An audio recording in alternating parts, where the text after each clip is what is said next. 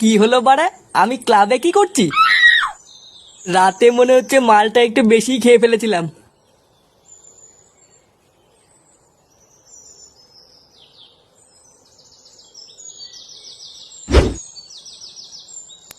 হ্যাঁ গো, তুমি চলে এসছো? হ্যাঁ, লেওড়া এসছি।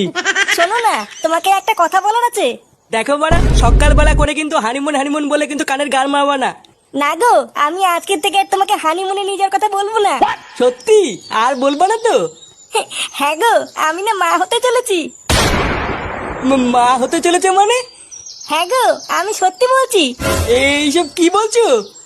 লেওরা, আমি এখনো পর্যন্ত মেশিন পত্রে হাত হইতে পারলাম না, এইদিকে মেশিনে জং ধরে গেল। আমি না কালকে ভস্রী বাবার কাছে গেছিলাম। উনি আমাকে ওষুধ দিয়ে বলেছেন এবার আমি মা হতে পারবো। ভস্রী বাবা? সেটা আবার কি? ওই তো আমাদের গ্রামের ওই বটতলায় বসে। ও, তা তুমি আমাকে আগে বলবে তো। আমি তো লেওরা ভাবলাম কি না কি। যাই হোক, কই দেখি ভস্রী বাবা তোমাকে কি ওষুধ দিয়েছে। কই হাসছো কেন? দাও ওষুধগুলো। ধুর লেওরা, বাড়া আমি ওষুধ চাইছি, তুমি দাঁত কেলাচ্ছ। দেখাতে হবে না তোমাকে ওষুধ, আমি নিজে গিয়ে ভস্রী বাবার কাছ থেকে দেখে আসছি।